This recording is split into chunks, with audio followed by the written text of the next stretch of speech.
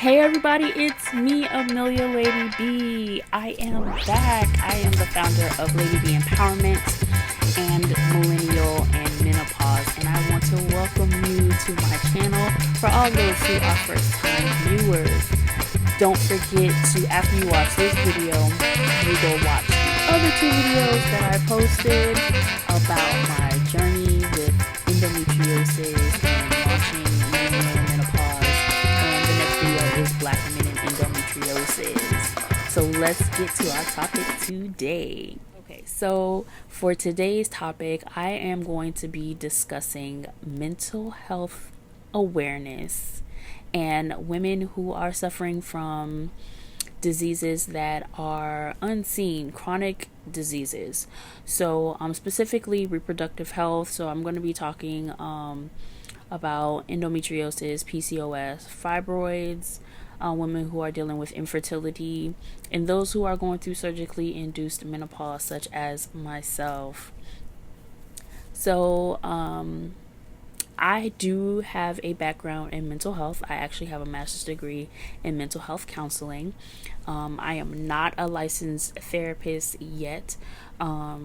And so whatever I discuss today or in any of my videos, I don't want anybody to use this as a form of therapy, or I would suggest that everyone seek professional help where it is needed. Okay, so just a little bit about myself for those of you who do not know. I suffered from endometriosis for over about 20 years. Really long time. I got my period when I was like 9 years old, and like from that point on, I was cramping really, really bad. So it wasn't until I was 21 years old when I was off to college in Jacksonville, and I went to a gynecologist and, complaining of the pain and everything. I was about 21 years old, and he performed a laparoscopic surgery on me, and it was determined then that I had endometriosis. So from that point on, I knew exactly what I had. I have been suffering for so long without knowing, but at that point I knew what I had, and I thought like, wow, I'm going to finally be free. I'm going to be okay. But that didn't happen. It continued to come back. I eventually moved back home to South Florida, and I met some doctors, not so good doctors. Anyone who is going through endometriosis kind of knows the struggle that we go through when it comes to physicians. You have some physicians, a lot of physicians are not well versed in endometriosis. You have physicians that tell you, I think you're over exaggerating, or maybe you just need to take some birth control pills, and like that's like the number one solution for it all. Birth control pills, because it's a hormone imbalance, and not saying that it's not, but every woman is different, so it affects every woman different. So about 3, almost 4 years ago, at the age of 33, I had finally found my doctor in 2012. So let me back up some. I'm sorry. Moving forward. In 2012, I finally found my current gynecologist, who was an amazing doctor, and he tried very hard, talked to me about what my goals were, to have a family and everything, and he tried his best to preserve my uterus, my fallopian tubes, all that jazz. He did his best, but it was just that bad. I had stage 4 endometriosis, and so in 2014 I had to have a radical hysterectomy. So that put me in surgically induced menopause, and so here I am. So why did I choose to discuss mental health awareness? As those of you who are suffering from one of the diseases that I mentioned, even any disease in general, I'm going to just say anything. I just specifically talk about reproductive health because it is something that has affected me, and I know firsthand what it feels like, and I feel like I can, discuss this area. So, one, when you're dealing with invisible diseases, and it comes around possibly like every month, so your menstrual cycle, eventually it just lingers on, but every month, and every month is different. So like for me, I would have maybe 1 month of where I was okay, meaning like maybe the first 2 days I needed to relax, like I needed to be home, relax, and then I was fine. And so like for the next month, then I'm like totally debilitated. So I'm like in the bed, cramped up, I'm crawling on the floor, I'm crying, I mean in excruciating pain. So that's a whole level of pain, like all this pain that a person is going through. And you're going through it at a lot of times at young ages, and people don't realize it. A lot of the women who are protesting and advocating are older women, but you have to understand we grew up into these older women. We actually were suffering from these diseases since we were like adolescents, little girls who are suffering in silence, because nobody understands what they're going through. And, no fault to mom, maybe she just doesn't know, or family history, she doesn't know family history, so nobody's really talking about it. And so it's just a long line of just suffering in silence, pretty much. And so all these years we are dealing with friends who are not either believing us or tired of our excuses for not attending events, for missing out on birthday parties, missing out on life. We are missing out on certain areas of our lives. We're not the young adults that are typically out there having a good time and enjoying life because we're in the house, we're in our rooms, we're sick, we have our heads hung in a toilet because we're vomiting, because we can't keep food down, because the pain is that bad. So that plays a lot on a person's emotional health, and us being women, because we're feelers, our emotions are up and down. We're already dealing with PMS, but we're dealing with cramps on top of that. You're dealing with heavy bleeding, so it's like embarrassment. You have embarrassment because you're messing up your clothing, you're messing up where you sit down, you have embarrassing moments. It's so many other things along with just suffering from a disease. And so that plays a very big toll on your mental health, on your emotional health. Because how do you cope? How do you deal with these issues when you don't have anyone to really talk to that understands what you're going through? Because everybody's think, oh, you're just trying to get out of this test. You're trying to weasel out of this birthday party or an event. And that's not the case. You want to have fun. We want to go out. We want to hang out, but we can't. On the other side, so you have like women who are going through surgically induced menopause. Now, for some women, this is an amazing thing for them. They made a decision to say, you know what, I'll just go ahead and have a total hysterectomy. Let's go. I don't, I have kids already, or either, no, I don't have kids, but I'm going to make this informed decision that I don't want to have kids, and let's just do over with this. Now, the thing about endometriosis is it is not a curable disease. So hysterectomy does not cure the disease. It's almost like a last resort type situation. In my case, I can speak for me. In my case, it was to save my life, pretty much. My endo had gotten really, really bad. It was attached to various organs in my body, and it was like pulling organs left and right, all out of position. And so it literally was killing me. And I was being killed from the inside. These are things that people can't see. These are pains that people don't feel. I couldn't explain it to anybody, but my doctor knew exactly what I was talking about, and he was trying to clear that up. So,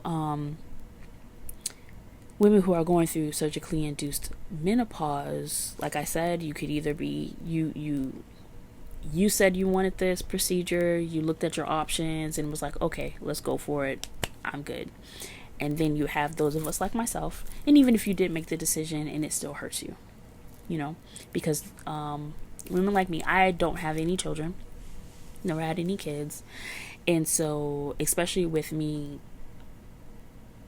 thinking of planning of having kids, I started thinking of IVF. I started thinking about freezing my eggs. I just started thinking about different things that I could do. And so then to be told, listen, immediately we have to perform this surgery because your life depends on it type situation. So there was no time to really process and to think. It was just like, oh my gosh, what in the world? And for a lot of people, I'm going to say some people, they'll say, but it's okay, you can adopt, well, it's saving your life, at least you won't have cramps anymore. And so hearing all of that was very discouraging, believe it or not. Very discouraging, very to me it was more like unsympathetic towards my feelings. I'm not married and not dating, and so little comments were made, or oh well, you're not married anyway, so it doesn't really matter, and that really hurt my feelings because it matters to me. And so what? My plans were still to have a kid. If I was given that short of a window, because my doctor was like, oh, you have a window of like a few years, like he gave me like 3 or so years, and I was like, okay, so I need to come up with a plan. Let's talk about this and pray about this, and we're gonna formulate a plan. Let me see my options. But again, my options were none. I didn't really have any options at that point. Just after the surgery, after the last laparoscopic surgery that I had before the hysterectomy. So it was pretty daunting on me. It was it was a lot for me emotionally. In the hospital, I think I cried like the whole time, like for real. So it's like in the hospital, going through everything I went through. I was in the hospital for about 2 weeks. I think I was in the hospital for about 2 weeks. I had some other issues going on. I'm not going to talk about that now. Save that for the book. But I was in the hospital for a minute, and so it was a lot just really happening with me mentally. And I really didn't have anyone to really talk to. I am a believer, and yes, I did a lot of praying. I did a lot of questioning, like, God, why? Why? But it was at the moments of me breaking down after I had come home a few years later. I actually didn't start therapy until about, I'm gonna say maybe 4 months ago. I'm gonna say maybe about 4 months ago, maybe not even 4 months. And why did it take me so long?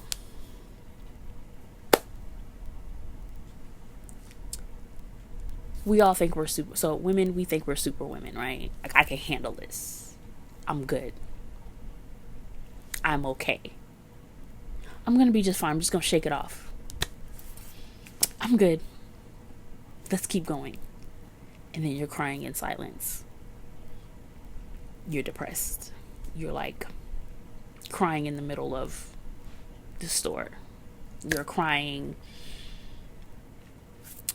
every time you see a family, every time you see a baby, every moment all different types of emotions are coming out of you. You start thinking about, what could I have done differently?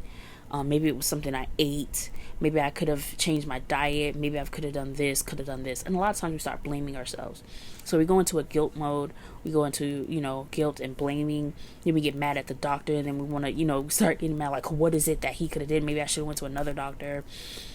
Then in my faith got shaken. I was like mad at God, because it's like, come on. Like, really? This is what you do to me? So it was a lot going on in my head, and so I thought I could handle it and I could get it together. Did it have anything to do with my background in mental health? 99.9%. Yes. Okay. Actually 100%. Most definitely. I was like, oh, maybe I should go, and then it was like, oh no, maybe not. I can handle it. I'll work on my coping techniques, and I'll do different things. No, you can't therapy. I mean, if you're a therapist, you can't be your own therapist. You need to get a therapist, because you're just not going to follow through. It's not going to be an outside advice or outside help. It's not going to be like adequate. It's like a doctor trying to do his own surgery. It just can't happen. So why I advocate for it, because it's May. Yes, because it's May, but also because it is helpful for me. I have grown so much in the short time that I've been in therapy. I'm able to process better, process more. She's helping me just recognizing and just knowing that it's okay to feel the way that I feel, but also helping me to grow from that feeling, if it makes sense. So it's more like growing from, I don't want to have, I don't want to, I don't want to see any kids to, you're in this world and you're going to see kids like everywhere you go, just about. So how does that make you feel? Identifying the feeling when it comes up, like when you start feeling palpitations or whatever it is that you feel. And then in that moment, what can you do? What can you do to help you through the process? I hope I explained that very well. But it's those things, that's what a therapist does. Therapist does those things to help you grow and to help you maneuver through life. And eventually, you're more functional to where every moment, like, the tears are less, the hurt is less. It's still there, but the hurt is less. And then you start making decisions about life. So what are your next steps, So you can't give birth, but have you considered these options? Have you, have you talked about it with a spouse? If you have a spouse, these are things that they can help you with. Even if you're going through PCOS, infertility, all of that, a therapist will help you work on the emotions that are happening now.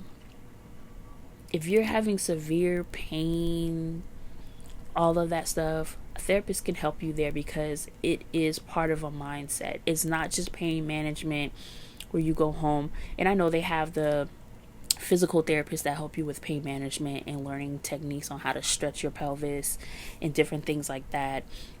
Talking to you about nutrition, that is a great proponent. That is very good to do, but it's also up here, because what's happening here, because what you want, you hear people are telling you that I hear you, I know you have the pain. People are telling you that they hear what you're saying, and they're helping you through the process in the level of your physical health, But it's also important to take care of your mental health as well. So I believe that seeing a therapist is very beneficial to all women who are going through various walks of their life, various if they're going through diseases that they're suffering from, pain, loss, grief, all of that, because these are all the feelings that you feel when you have a hysterectomy, when you are dealing with endometriosis or PCOS or infertility. And especially for those that you haven't given birth, and even though you haven't given birth, it's a sense of grief because you're grieving for what could have been. You're grieving for, a lot of times we feel as though we're not women anymore, like I lost my womanhood. And this is the same for like women who have mastectomies. When they lose a breast or both breasts, it's like, I feel like I'm not a woman anymore. And so a therapist will help you walk through that process and really help you realize that you still are a woman, even without a uterus, even without your breasts. You're a woman. You're a woman. You're a beautiful creation of God. And you're going through such a process. You're going through such a time. And it's so difficult. And even when it feels like you're alone, He's like right there by your side, holding your hand, coaching you, and bringing you out. In all those months, those years that I was grieving, those years that I was in so much just emotional turmoil, I would have never imagined that I would have created a business, Millennial and Menopause, out of my pain. So as I started thinking, I was like, man, when I was 10 years old, I could have used somebody to talk to. When I was in my 20s, as a young adult, I could have used some assistance, some support somewhere. And so I was like, I have to be an advocate. I have to advocate for this stuff. I have to help somebody make it through this process, because it's not an easy process. I want to educate family members, friends, employers. I want to educate people on these diseases, because it's endo affects 1 in 10 women. 1 in 10 women it affects. So currently it's like 176 million women that have endometriosis. So that's just that number. It's possibly more, because there are women who don't even know they have it. They don't even know they have it. If you're familiar with R&B singer Monica, in June 2017, she posted a photo on Instagram just giving all praises to God, because she had a surgery to remove a hernia, but they ended up moving endometriosis, and she didn't even know she had endometriosis until 2 weeks before her surgery. So she didn't even know she had it, And then you have wonderful success stories such as Tia Mari Hardwick. She just had another baby, a little girl. She just gave birth to a little girl a couple days ago, and she has a son. And so you have success stories like that. Every woman is so different in her journey with endometriosis, but she still felt pain. Tia felt pain. She talked about it in one of her shows, like in her and her sister had a show, a reality show. Well, I don't even know if it was a reality show, but a reality show they had, and she briefly discussed her experience with endometriosis. And so you have success stories out there. You have stories of just pure pain and hurt, and so I want to be along with a lot of other endo advocates out there. I just want to give light to these diseases, and I want to also discuss surgically induced menopause, because menopause is more of an older woman's disease. Well, I don't even want to say disease, but older woman's symptoms, because it's not a disease. Scratch that. So menopause is just what a woman goes through. It's like what they call the change, after childbearing years, a woman goes through a process of menopause. And so it's another level of womanhood. Yes, the experience, you stop your menstruating, but also, you go into other things like hot flashes, insomnia, and there's other areas of your life that you have to develop. And so being a young woman, I was 33. I'm 36 now. I'm older, but when I think about 20 somethings and teenagers who had to have radical hysterectomies, or partial hysterectomies, and they still experience some of the symptoms of menopause, it hurts my heart, because I think of myself of when I was in my 20s, and I'm like, oh, going through that, it's rough. And who better, to lead these advocacy groups? Who's better to talk about it than us women who are going through this stuff? Who better are to tell people who are supporters, family members and friends, how to support their daughter, niece, friend, but us. We can be that. And so that's why I want to talk. That's why it was very important for me to do a video on mental health awareness, because I had to realize that I needed help. And the only way that I was going to function properly without having like multiple breakdowns was for me to seek therapy. And it was one of the best decisions of my life, and I am grateful for that decision that I made. I'm glad that I didn't try to continue with performing my own therapy on myself. It just didn't work. Some coping mechanisms that I had did work, but techniques that I had, but for the most part, it's just so much better to talk to someone, a professional, about what's happening in your life and how to go through it. Especially if you don't have much support.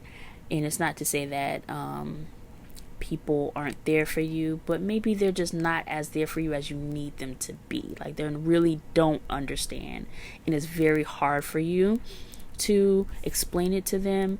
And if this is you and it's really hard for them, I encourage you to share my videos with them.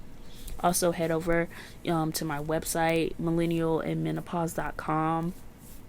I have some blog posts for those supporters. I have, I'm going to start creating some downloadable items that can be, that you can have and that you can give to other people to help them understand what you're going through. But it's very important, ladies, to take care of our mental health. We really, really, really need to seek out professional assistance with this. I know we see doctors like, gosh, too often, at one point, just leading up to my struggling, I was literally going to my gynecologist what seemed like once a week. And I actually think I was going to him once a week because he was monitoring me. And then I had those god awful Lupron shots. We ain't even gonna go there. Whole nother process. But we're seeing doctors left and right, and a lot of times you're going to your doctor's appointment and it's heart-wrenching because they're continuing to tell you, oh, we're trying, or oh, this isn't working. We have to start thinking of next steps, and this is what you need to do. And it can become so overwhelming. And to just walk into an office and to just talk to somebody else, I'm telling you, it's a freeing feeling. Don't look at therapy as, you're not crazy. First of all, let's just get that straight. You're not crazy. There is nothing wrong with you, rather than just the normal it's a stressor is what it is. What's happening to you emotionally and mentally is life stressor. That's all. That's all it is. You're going through a very rough patch in your life. You're going through something that you absolutely cannot control. But all you can do is to help your body go through this process is to start here. Yes, you're going through the physical journey of laparoscopic surgeries, you're doing the pelvic floor exercises, you're doing all this stuff. But what's happening here? Again, it's really important to take care of the mental. It's really important to take care of yourself, your whole self. It's inside and out, from the head to the toes. So it's very important. I encourage you to seek professional help, to seek therapy. And that's that. So if you don't mind, leave some comments down below.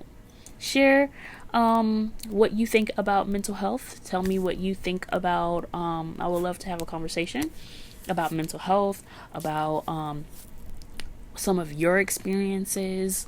Before I forget, if you go to a therapist, don't kind of like the therapist, you can definitely go to another therapist. It is not something that you have to strictly stick with. Just saying. So really do your research. If you know anybody who has a therapist, maybe it could be a referral. I know they love referrals. So most definitely just check it out. Check out my videos. Head over to my website, millennialmenopause.com. Don't forget to subscribe to my YouTube channel. You can also visit ladybeempowerment.com. I actually just posted a video yesterday about mental health in women. Totally different from this one. This is more geared for my sisters who are suffering from, like I said, from reproductive health issues. And so I wanted that to be separate from what I talked about yesterday. So again, don't forget to comment, or please leave a comment. Don't forget to subscribe to my channel, and catch me on Instagram at Millennial and Menopause, and check out my website, millennialmenopause.com. Bye.